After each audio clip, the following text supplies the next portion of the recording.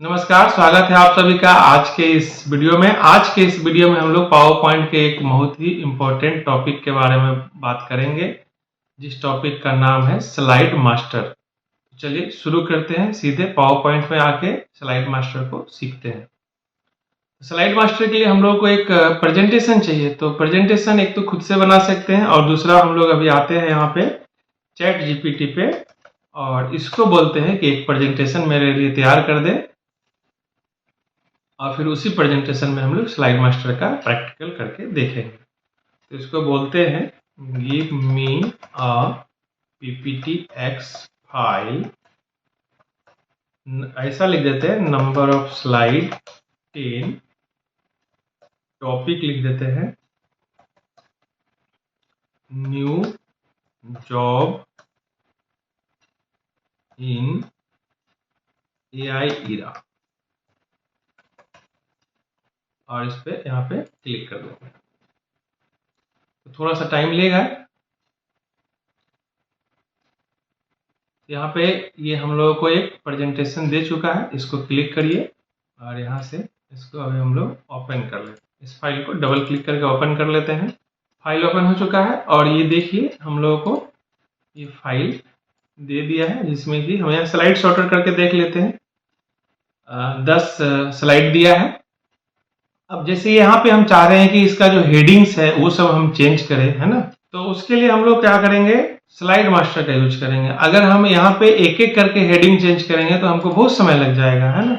जैसे मान लीजिए हम इसका फॉन्ट चेंज करना चाहते हैं, तो सेलेक्ट करेंगे, फॉन्ट चेंज करेंगे, फिर इसमें आके फॉन्ट चेंज करेंगे। तो ये सब नहीं करना है यहाँ इंडिविजुअली, ये हम करना है स्लाइड मास्टर के थ्रू। तो स्लाइड मास्टर में जाने का दो तरीका है, एक तो आपको व्यू में चलना है और यहाँ से स्लाइड मास्टर में चले जाना है। आगे स्लाइड मास्टर में पहले एक बार क्लोज करते हैं, यहाँ से फिर से आते हैं।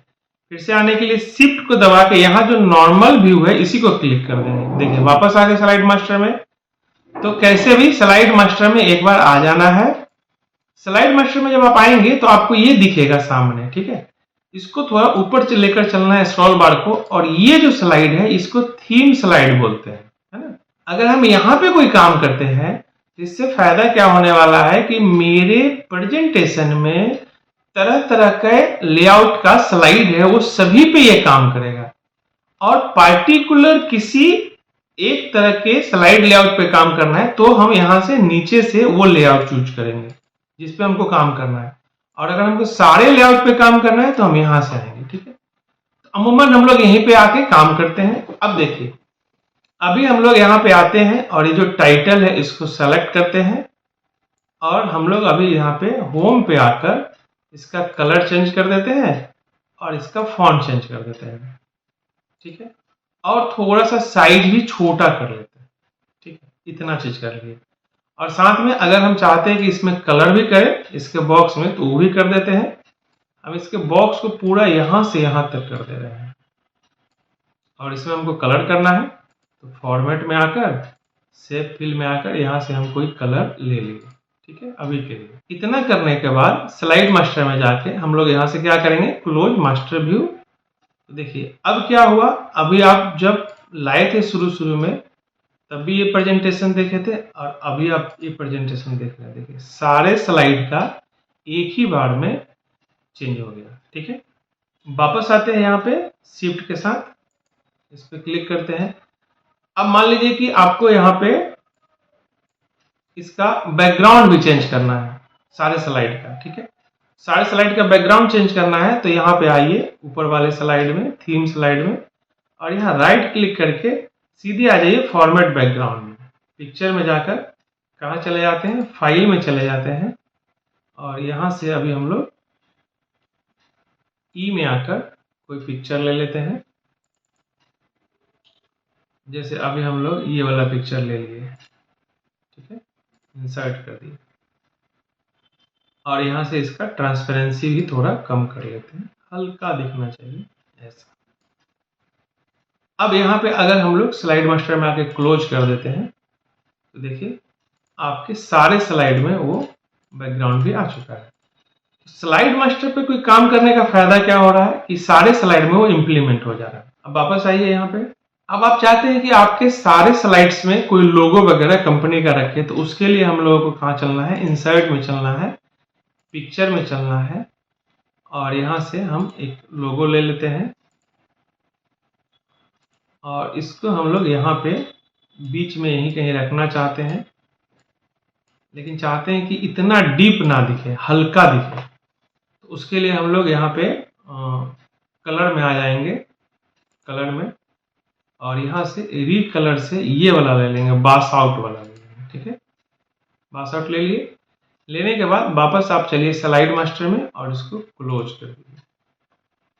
अब देखिए आपको आपके सारे स्लाइड में वो लोगो दिख रहा है। यहाँ देखिए स्लाइड मास्टर का यही बेनिफिट है कि हम एक बार वहां लिए और सारे स्लाइड में हमारा लोगो वगैरह भी आ गया। फिर से चलते हैं, यहाँ पे वापस ऊपर चलते हैं। अब यदि हम चाहते हैं कि स्लाइड नंबर या फूटर वगैरह ले, तो वो भी हम ले सकते हैं। उसके लिए हम यहाँ पे आ चुके हैं थीम स्लाइड में। वापस अगर हम इंसर्ट में चलते हैं और यहाँ से देखिए हेडर फुटर है, इसको क्लिक करिए और यहाँ आकर आप यहाँ पे स्लाइड नंबर ले सकते हैं, फूटर भी ले सकते हैं।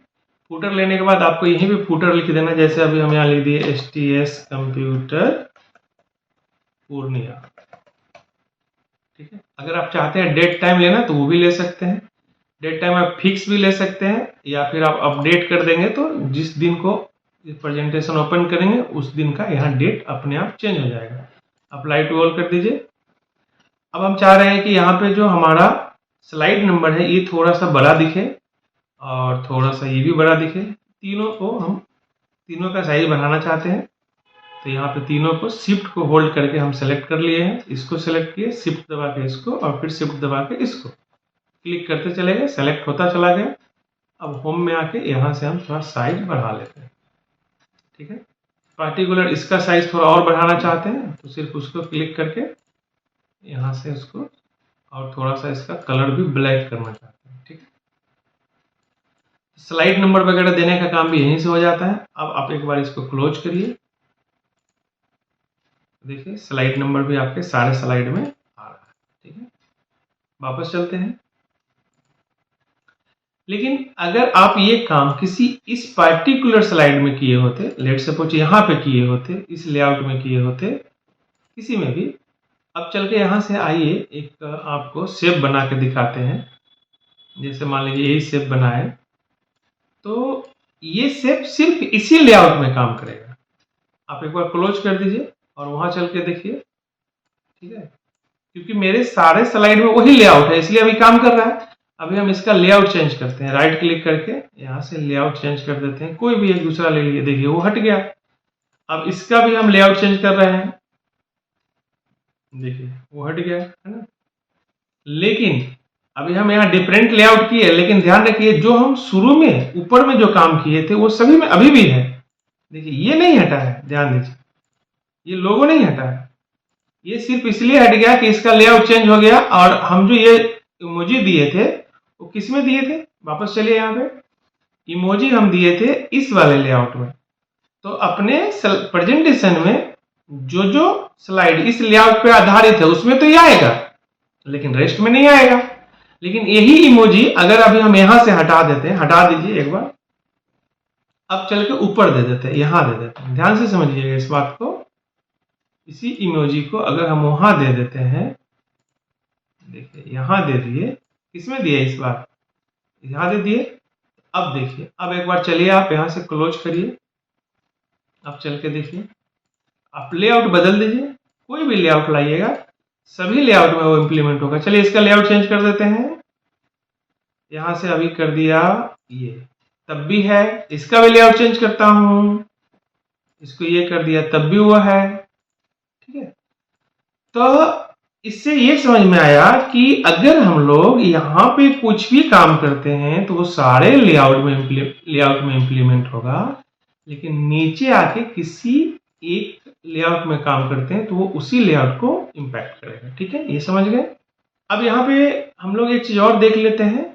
मैंने यहाँ थीम स्लाइड में आ गए और यहाँ से पहले इसको हम हटा दे रहे हैं। ठीक है, इसको भी हटा दे रहे हैं। मान लीजिए हम यहाँ पे चाह रहे हैं कि एक हमारा कंपनी का लोगो जो अभी हम डाले थे उसमें कुछ एनिमेशन होता है और यहाँ पे रखना चाहते हैं। तो उसके लिए हम लोग क्या करेंगे, वापस चलिए इंसर्ट में, पिक्चर में चलिए इसी लोगो को ले लेते हैं,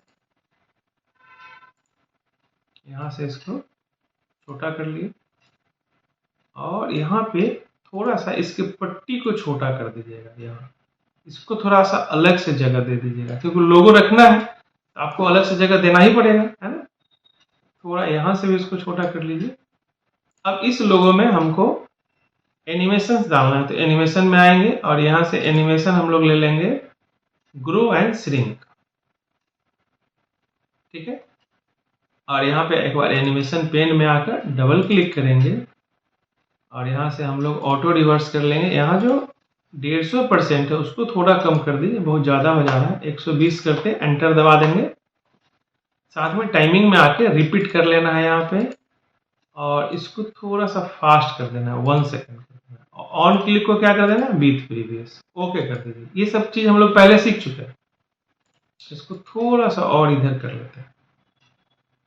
चलिए, इससे क्या फायदा होगा हम लोगों को, आइए स्लाइड मास्टर में क्लोज करिए। अब देखिए सारे स्लाइड में ये आ चुका है और एक बार आप प्रेजेंटेशन करके देख लीजिए, स्लाइड शो करके देख लीजिए। देखिए ये आ रहा है आपका। नेक्स्ट स्लाइड में आइए, नेक्स्ट स्लाइड में आइए, नेक्स्ट स्लाइड में आइए, ठीक है। तो इस तरह से हम अपने लोगों को एनिमेट करते हुए भी यहाँ पे सेट कर सकते हैं। एक आखिरी चीज इसका अभी हम और देखने वाले हैं स्लाइड मास्टर का, कि हम लोगों ने जो थीम स्लाइड में इफेक्ट डाला वो तो सारे में इम्प्लीमेंट हो गया, लेकिन लेट सपोज जो हमारा टाइटल स्लाइड है, किसी भी प्रेजेंटेशन में जो पहला स्लाइड होता है उसको टाइटल स्लाइड बोलते हैं, जिसमें हम सिर्फ प्रेजेंटेशन का टॉपिक लिखते हैं। तो उसमें अगर हम चाहते हैं कि ये सब इम्पैक्ट ना करे तो हम स्पेशली उसको भी अलग से चेंज कर सकते हैं। तो देखिए यही है आपका कौन सा स्लाइड है, टाइटल स्लाइड है ये, ठीक है ना। टाइटल स्लाइड में सिर्फ हेडिंग और थोड़ा सा सब हेडिंग लिखा जाता है। तो इसमें हम चाहते हैं कि ये बैकग्राउंड नहीं रहे या ये सब नहीं रहे, तो हम लोग यहाँ पे इसका बैकग्राउंड स्पेशली चेंज कर देंगे। यहाँ पे फॉर्मेट यहीं से कर देते हैं, व्हाइट रख दिए, ठीक है। कलर भी नहीं चाहते हैं तो फॉर्मेट में आकर शेप फिल में आकर नो कलर कर देंगे, ठीक है। और ठीक है, इसमें हम लोगो भी नहीं चाहते, लेट सपोज तो लोगो नहीं चाहते तो यहाँ से हाइड बैकग्राउंड ग्राफिक करना होगा, तो अब इसमें लोगो भी हट गया। अब अगर आप इसको क्लोज करते हैं तो सिर्फ एक स्लाइड जो टाइटल स्लाइड है, हालांकि यहाँ टाइटल स्लाइड नहीं है, है ना। चलिए एक टाइटल स्लाइड ला के दिखाते हैं आपको। न्यू स्लाइड में आइए और यहाँ पे टाइटल में जाइए। देखिए टाइटल स्लाइड में क्या हुआ, वो लोगो भी नहीं आया, वो येलो वाला भी नहीं आया और बैकग्राउंड भी नहीं आया, ठीक है। तो टाइटल स्लाइड में हम अभी लिख देते हैं new job in AI era, ठीक है। अब टाइटल स्लाइड को ऊपर खिसका देते हैं। हाँ, टाइटल स्लाइड में हम लोग सिर्फ कलर वगैरह हटाए थे, ये जो इसका टेक्स्ट का कलर है वो तो नहीं हटाए थे। आप चल के देख लीजिए, यहाँ पे टेक्स्ट का कलर तो नहीं हटाए थे, इसलिए टेक्स्ट का कलर है। अभी हम लोग स्लाइड मास्टर के बारे में बात कर रहे थे। आशा करते हैं कि आप समझ गए होंगे सारी बात। आप इस वीडियो को रिपीट करके भी देख सकते हैं। ये थोड़ा सा पेचीदा टॉपिक था, तो अगर आप इसको एक बार में नहीं समझ पा रहे हैं तो दूसरी बार देखिए, और फिर भी कोई समस्या आ रही है तो कमेंट करिए। कोशिश करेंगे कि आपके कमेंट का हम जवाब दें। बहुत बहुत धन्यवाद, मिलते हैं फिर अगले वीडियो में।